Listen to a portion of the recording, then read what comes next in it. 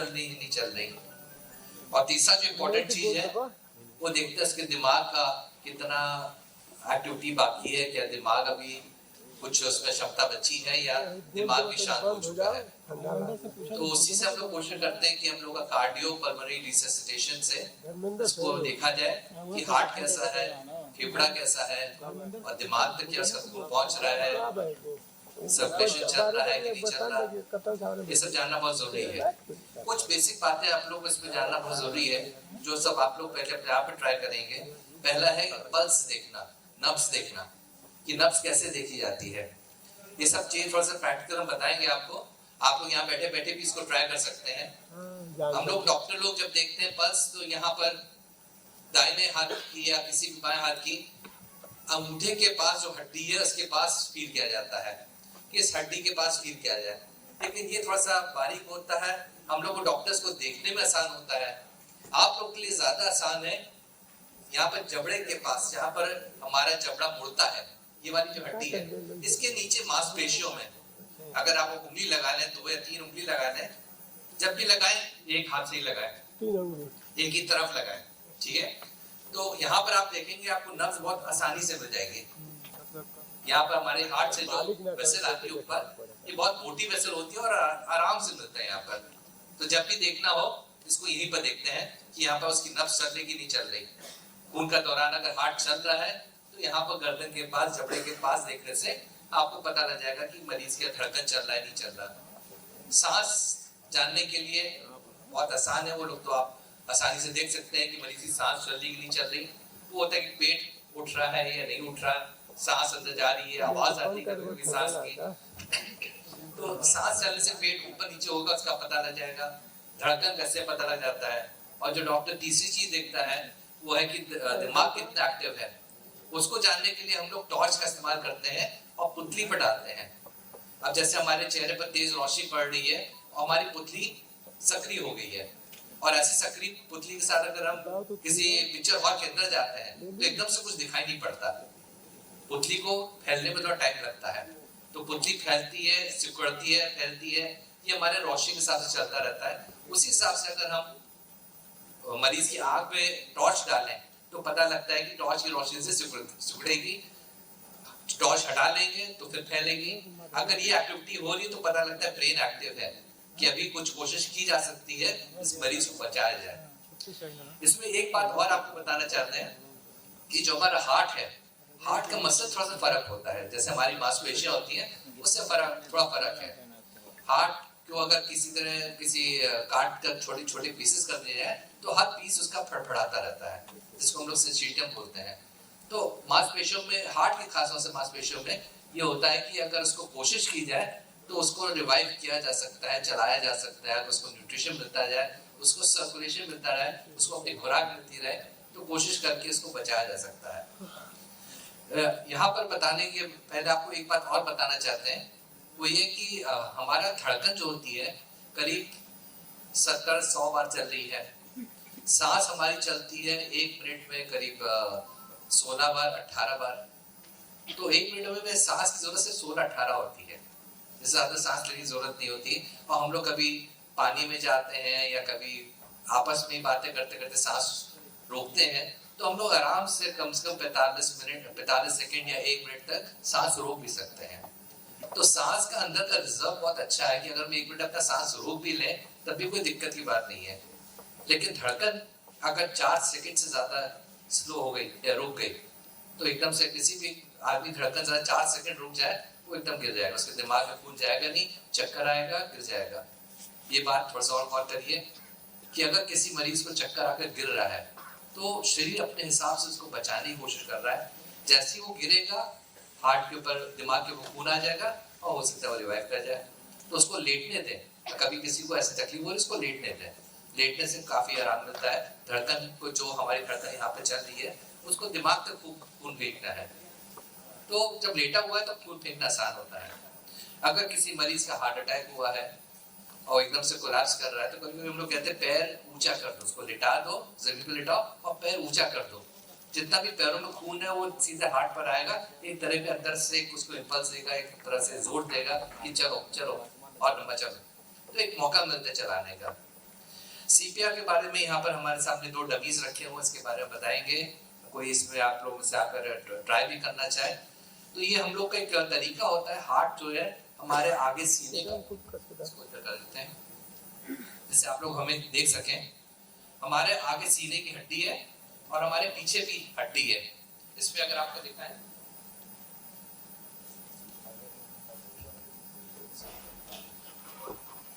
ये आगे एक हड्डी है और पीछे भी हड्डी है।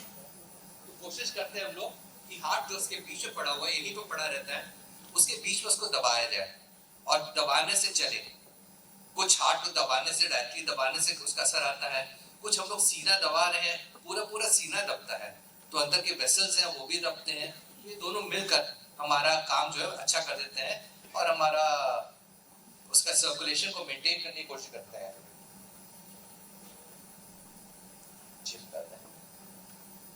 तो इसके बीच में दबाना पड़ता है, इन दोनों के बीच में। और कैसे दबाना है, कितना दबाना है, ये सब आपको भी बताएंगे। जैसे मैंने बताया आपको कि धड़कन हमारी 100 बार चलती है, 70 से 100 बार इतना होना चाहिए धड़कन के हिसाब से। और सांस हमारी इतना जरूरी नहीं है, उसको बीच में हम लोग सपोर्ट करते रहे तो बहुत आसानी से हो जाता है ये। तो सीपीआर के लिए पहले हमें देखना होता है कि अगर मरीज कहीं बैठा हुआ है या कहीं पलंग पर है तो उसको हटाकर उसको जमीन पर लाना है, क्योंकि जब दबाना है, कहीं मरीज गद्दे के ऊपर लेटा हुआ है, हम दबा रहे हैं तो गद्दा दब रहा है, मरीज के सीने पर जोर नहीं पड़ेगा। तो उसको हार्ट फर्स्ट पर लाना बहुत जरूरी होता है। हार्ट फर्स्ट पर लाए। और जो अभी और जरूरी बात है, पहले ये जान लेना चाहिए कि मरीज को तकलीफ क्या है, क्या वाकई वो हार्ट अटैक की वजह से उसकी धड़कन रुक रही है या कोई और कारण है। कभी कभी कुछ, जैसे आप लोगों ने देखा भी होगा, कुछ ज्यादा किसी ने शराब पी रखी हुई, ऐसा है बेहोश पड़ा रहता है, लगता है कि पता नहीं जिंदा है ये क्या है। तो देखिए पहले उसको धड़कन देखिए, अगर धड़कन चल रही है कुछ करने की जरूरत नहीं है। हमारा मेन मकसद होता है धड़कन को चलाना। अगर धड़कन चल रही है तो कुछ करने की जरूरत नहीं है, ठीक है।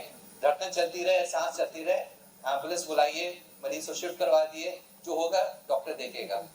और सीपीआर का मकसद सिर्फ इतना है कि इतना हमें टाइम मिल जाए कि मरीज को हम अस्पताल तक पहुंचा सके। अक्सर होता है कि हमें ये मालूम नहीं होता कि ये मुमकिन है, ये करना है और उनको अस्पताल तक पहुंचा दें। जैसा हमें पता लगा बाकी प्रीवियस सेशन में, हमारे प्रेसिडेंट साहब कलाम साहब जब वो स्टेज पर ही कोलैप्स कर रहे थे और शायद लोगों को वहाँ पर मालूम नहीं था कैसे उनका सीपीआर करा जाए, कैसे कोशिश करी जाए कि अस्पताल तक पहुंच जाए।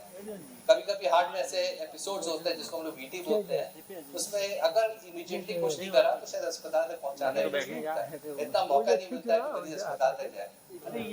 तो उसमें सीपीआर जानना बहुत जरूरी होता है, हर एक को मालूम होना चाहिए। ये तो हम समझते हैं कि स्कूल के करिकुलम में आ जाना चाहिए, क्लास 10 के बाद 11th 12th में करिकुलम आ जाना चाहिए, सबको ये मालूम होना चाहिए कैसे सीपीआर करें। तो मैंने फिर बताएंगे 100 बार धड़कन और 20 बार सांस, वही रेशियो आ जाता है कभी करीब ऐसा, लेकिन हमें धड़कन पर ज्यादा गौर करना है। तो पहला काम, कोई मरीज को अगर इवैल्यूएट कर ले कि इसको सीपीआर की जरूरत है, उसको जमीन पर लिटाएंगे, जमीन पर लिटाकर उसका ये सब चेक कर लेंगे कि उसको सीपीआर की जरूरत है। और सीपीआर की जरूरत है तो फिर क्या करना है, ये काम का फटाफट करना होता है, क्योंकि जब आपने देख लिया ये धड़कन नहीं चल रही, हमने बताया 4 सेकंड से ज्यादा मौका कमी होता है, तो जल्दी करें इसको, समझें इसको कि हाँ धड़कन रुकी हुई है, सांस नहीं चल रही है, चलो शुरू कर दो इसको। मालूम चल गया कि हाँ ये हार्ट का प्रॉब्लम है, हार्ट रुकी हुई, धड़कन नहीं हो रही, तो मरीज को लिटाया और फिर अपना हाथ को कैसे रखना है, ये 4 उंगलियां इसके बीच अपनी उंगली, आपका अगर दाहिना हाथ ज्यादा इस्तेमाल करते हैं तो दाहिना हाथ, जो लोग बाएं करते हैं उसको बाएं कर सकते हैं आगे, ठीक है, अपने हिसाब से। और इसको सीने के बीच में रखना है, ठीक है। बीच की हड्डी होती है, यहाँ पर अगर आप देखेंगे, अपना फील करके देखेंगे, यहाँ से यहाँ की हड्डी होती है, इसी के पीछे हमारा हार्ट ऐसे पड़ा रहता है। तो इसमें इसी के बीच में आपको रखना है और इसके ऊपर रखकर दबाना है। कैसे करना है हम एक बार आपको करके दिखा देते हैं। पहले तो हाथ ऐसे रखना है, इसके ऊपर रखना है, और जो बातें जरूरी है कि उसके बगल में आएंगे और दूर नहीं रखना, इसके पास आएंगे तभी काम हो पाएगा, ठीक है। एक हाथ उसके सीने के बीच में, दूसरा हाथ उसके ऊपर। फिर जो दूसरी बात है कि हमारा कोहनी सीधी रहनी चाहिए, कोहनी मुड़नी नहीं चाहिए। हमको अपने वजन के हिसाब से काम करना है, अपने हाथ के जोर से नहीं करना है। तो एक हाथ रखा, दूसरा हाथ रखा, अपने वजन के हिसाब से चलाना है इसको ऐसे। इसको ऐसे दबाना नहीं है, हमारा पीठ नहीं, ऐसा नहीं कि पीठ हिले ना, हाथ से चला रहे हैं। जब छोटा बच्चा होता है तो उसमें कर सकते हैं कि आप ऐसे हाथों से चला रहे हैं, तो उसको ज्यादा प्रेशर देने की जरूरत नहीं होती। लेकिन बड़ों में आपको पूरा शरीर का वजन डालना है, पूरा शरीर को चलाना है ऐसे करके, और ये हड्डी को जब दबाएंगे, दोनों हड्डी के बीच में हाथ दबेगा और उसका थोड़ा सर्कुलेशन और बेहतर होगा। अब करना कितनी बार है, कि कैसे रफ्तार में दबाना है, कितना दबाना है, ये भी जानना जरूरी है कि कितना दबाना है। कम से कम 2 इंच की दबाव होना चाहिए। हार्ट का जो स्टर्नम है वो कम से कम 2 इंच या करीब 4 सेंटीमीटर के करीब दबना चाहिए। कुछ इसमें सवाल आते हैं अक्सर कि लोग कहते हैं कि यार दबाने से हड्डी वड्डी तो नहीं टूट जाएगी, फेफड़ों की हड्डी टूट जाए या यहाँ की हड्डी टूट जाए। तो हम लोग का जवाब ये रहता है, हड्डी टूट जाए बाद में जोड़ देंगे, जान बचनी जरूरी है। हड्डी टूटती है, टूटने दीजिए, चिंता की बात नहीं है, उसको बाद में संभाल लेंगे, लेकिन पहले जान बच जाए। ठीक, तो इसमें दबाना कैसे बार है, इसको हमें 1 मिनट में 100 बार करना पड़ता है।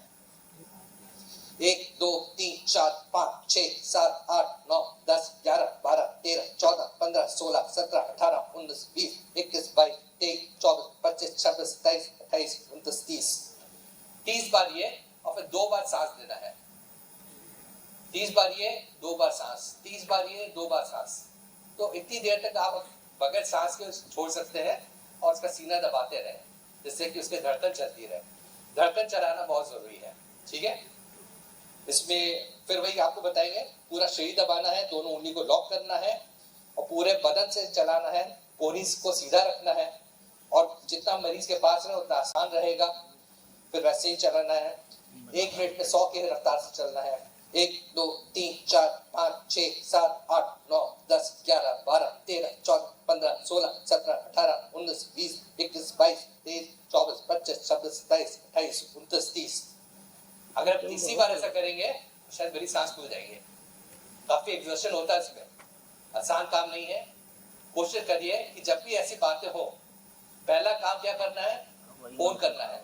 फोन करना है जिससे कि एम्बुलेंस की तैयारी हो जाए। जब आपने इवैल्यूएट कर लिया कि हाँ ये है, आप फौरन फोन करिए एम्बुलेंस को कि फला जगह ऐसी वारदात हो गई, कोई आदमी होश पड़ा है, कोलाप्स पड़ा हुआ है, उसको एम्बुलेंस की जरूरत है। फोन करें, किसी और को साथ में बुलाएं कि वो साथ में मदद करें, क्योंकि ये बहुत देर तक करना मुमकिन नहीं है और ये कम से कम हम लोग को आधा घंटा चलाना पड़ता है। जो हम लोग का मेडिकल लिटरेचर में होता है कि कम से कम आधा घंटा 45 मिनट तक कोशिश करें कि मरीज को बचाने की कोशिश करी गई, तो कम से कम आधा घंटा चलाना। और जब हम 5 मिनट ही चलाएंगे तो शायद थक जाएंगे इसमें। तो दूसरा आदमी अगर करेगा वो सीना दबाएगा, कोई दूसरा आदमी साथ में है वो सांस दब चला दे, फिर सीना दबाया, फिर सांस चलाई, फिर सीना दबाया, फिर सांस चलाई। तो पहले फिर हम रिपीट करेंगे।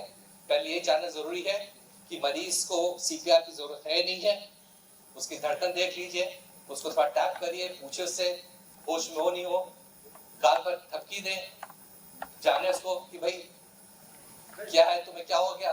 कोई रिस्पॉन्स नहीं आ रहा, नब्ज देख ली, सांस देख ली, जरूरत पड़ रहा सीपीआर की, फोन करें कि फला जगह पर एड्रेस डाल दिए फोन पर कि फला जगह फौरन आइए, सीपीआर किया जा रहा है, एम्बुलेंस भेजिए। किसी और को बोल दिया कि तुम फोन करो, मैं सीपीआर कर रहा हूँ, और उसको साथ में मदद के लिए रख लिया कि अब सांस की मदद तुम करो। सांस की मदद कैसे करनी वो भी बताएंगे। तो ये सीक्वेंस पूरा रैपिडली होता है। जब हम लोग की टीम बनती है मेडिकल कॉलेज में, तो उसमें टीम में एक लीडर को रखते हैं कि एक लीडर बैठकर सब कोऑर्डिनेट करेगा, तुम ये करो, तुम ये करो, तुम आपने फोन करो, तुम ये करो। एक आदमी वहाँ पर अलग से खड़ा होकर इसको कोऑर्डिनेट करना पड़ता है, और ये पूरा आधे घंटा 45 मिनट का होता है, जिसमें सब प्रॉपर रिकॉर्ड चलता है कि ऐसा किया गया। तो ये सब चीजें थोड़ा समझने की बात है कि कहीं रोड साइड पर हो। उसमें एक बात और बताई गई है कि अगर आप किसी की मदद कर रहे हैं रोड साइड एक्सीडेंट में, या किसी को कोलैप्स करके इसको मदद कर रहे हैं, इसमें कोई मेडिकल लीगल इश्यू नहीं आएगा। आपका पहला काम है मदद करिए, मरीज को अस्पताल पहुंचाइए। आपसे इस बात में सवाल नहीं पूछा है क्या हुआ, कैसा हुआ, क्या करा, आपने बचाने की कोशिश करी, बस इतना बहुत है, इससे ज्यादा कुछ नहीं पूछा जाएगा। तो फिर मैं आपको बताता हूँ इसको करना है। और दूसरी बात, चलो सांस की बताते हैं आपको कि सांस के मामले में क्या करना है। हम लोग को जैसे पहले बताया था ABC करके, कुछ अभी स्लाइड नहीं हुई, ABC करके, एयरवे, ब्रीदिंग, सर्कुलेशन। जानने का आसान तरीका है, एयरवे, A से A, B से ब्रीदिंग और C से सर्कुलेशन। लेकिन अब उसको थोड़ा बदल दिया है। जैसे हमने बताया ना, हार्ट का ज्यादा जरूरी है सर्कुलेशन पहले, सर्कुलेशन, एयरवे, ब्रीदिंग, CAB कर दिया इसको, कि सर्कुलेशन को पहले देखें, हार्ट को पहले देखिए, इसमें ज़रा टाइम कम मिलता है, समय कम मिलता है, तो उसको फौरन अटेंड करें, फौरन उसको संभालने की कोशिश करें। तो सर्कुलेशन पहले, फिर एयरवे देखिए कि अगर देख लें कि मरीज से अगर सांस नहीं आ रही तो कुछ फंसा तो नहीं, कोई बूढ़ा आदमी है उसके दांतों में टेंशन तो नहीं जो रास्ता चूक कर रहा हो। अगर बूढ़ा आदमी है, कुछ लगा दांत खिला हुआ है तो बाहर कर दिए इसको। अगर कुछ पानी वानी पिया हुआ चूक कर रहा है, थोड़ा सा किनारे करके मुंह से जो है उसको बाहर निकाल दें। सांस भी चलना जरूरी है, सांस चलेगी तभी अच्छा रहेगा, तभी साफ होगा तभी। अभी कोविड के साथ कुछ और इशू आ गया कि हम लोग क्या माउथ टू माउथ ब्रीदिंग करें या ना करें, किसी को मुंह पर अपना होठ लगाकर फूंक मार रहे हैं, तो क्या मुमकिन है? नहीं, इसमें कहते हैं एयरवे का इस्तेमाल कर ले तो ज्यादा अच्छा है। वैसे उसका भी इतना भी आप कुछ कपड़ा लगा लिए, कुछ कर लिए, प्रोटेक्शन ले लें, पर there is no harm in doing it. इसमें ब्रीदिंग के बारे में आपको थोड़ा सा और बता दें कि ब्रीदिंग हमारा जो सांस अंदर जाती है, अब हवा में ऑक्सीजन अराउंड 20% ऑक्सीजन है, और हम लोग जो सांस लेते हैं 20% ऑक्सीजन गई, और जहाँ सांस बाहर निकली तो 15% बाहर आ जाता है। मतलब हम लोग को जरूरत से 5% की है, सिर्फ 5%, 20% लिया, 15% बाहर निकाल दिया। मरीज को क्या चाहिए? 5% चाहिए। आप 15% दीजिए, अगर उसका काम आ गया तो 5% वो इस्तेमाल करेगा, 10% और निकाल देगा। तो रिजर्व बहुत है। तो ये बस सोचिए कि आप कार्बन डाइऑक्साइड दे रहे हैं, ऑक्सीजन काफी जा रही है, ऑक्सीजन फायदा करेगी मरीज को, माउथ टू माउथ ब्रीदिंग देंगे तो फायदेमंद रहेगा मरीज के लिए। तो ये सब जानना जरूरी है कि सांस पर फूंक मारकर सांस देना उतना ही जरूरी है जितना एक आम आदमी की सांस के लिए है। तो आप इसको दबाते रहेंगे, सांस इसका देख लेंगे नली वगैरह साफ है, और अगर जब फूंक मारना है तो थोड़ा सा चिन को ऊंचा करते हैं, जैसे कि आपने देखा कि पुराने उसमें जादूगर लोग अपने मुंह में तलवार डाल लेते हैं। जब तलवार डालते हैं तो क्या करते हैं? गर्दन को पहले ऊंचा करते हैं जिससे कि ये नली एकदम सीधी हो जाए, एकदम सीधी हो जाती है, सीधा डालना आसान होता है। तो उस हिसाब से इसका भी करना है कि कभी इसका सांस देना पड़े तो पहले इसकी ठुड्डी ऊपर करिए, ठुड्डी ऊपर करेंगे तो लाइन थोड़ा सा और साफ हो जाता है, कि जो टर्निंग है, किंकिंग है, वो थोड़ा बच जाएगा, लाइन थोड़ी सीधी हो जाएगी, उसमें आपका सांस देना ज्यादा आसान होगा। फिर उसके बाद कि हवा अंदर जाए उसके लिए नाक बंद करें। नाक और मुंह का रास्ता एक जैसा ही होता है, तो अगर नाक बंद कर देंगे तो हवा फेफड़े पे जाएगी। कहीं ऐसा हो कि आपने हवा डाली यहीं से नाक से बाहर आ गई, तो नाक बंद करें, चिन ऊपर करें, और उसके बाद फिर इसको चिन ऊपर करें, उसके बाद फिर इसको जी अच्छा बिल्कुल